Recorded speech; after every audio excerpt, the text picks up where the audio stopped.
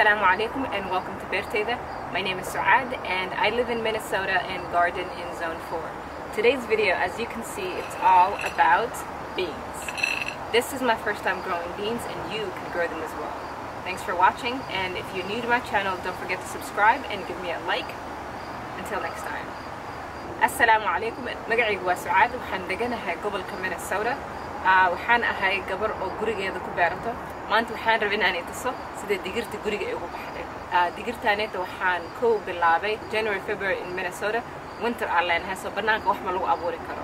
So sidaan samarka isku sii diyaariyo May, June, July markay qorraxda ee samar ee noo tahay sidaan beerta u diyaarin lahay January February gudaha aan ku soo bilaabay inay xididadii digirta ay soo lahaato kabacdi markay banaanka qorrax ee kuleel ee gaartay inaan dhulka geliyo.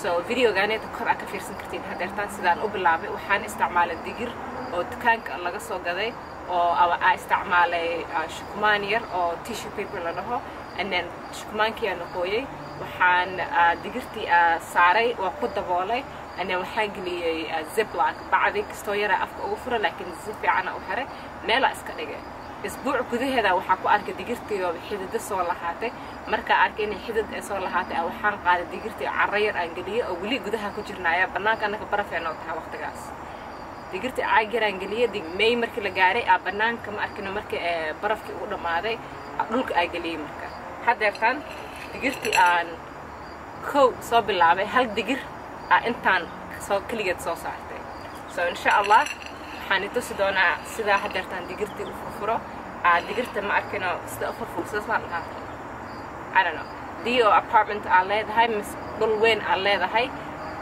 wax badan gurigaada ku abuuran kartaa so maanta waxaan rabaa inaan tuso sidaan u abuuray videogaanida kor ka fiirsan kartiin iyo maxaa la dhahaa sida uu ekaan doonto markii oo digirta aan soo Somali maxaa lagu dhahaa harvest.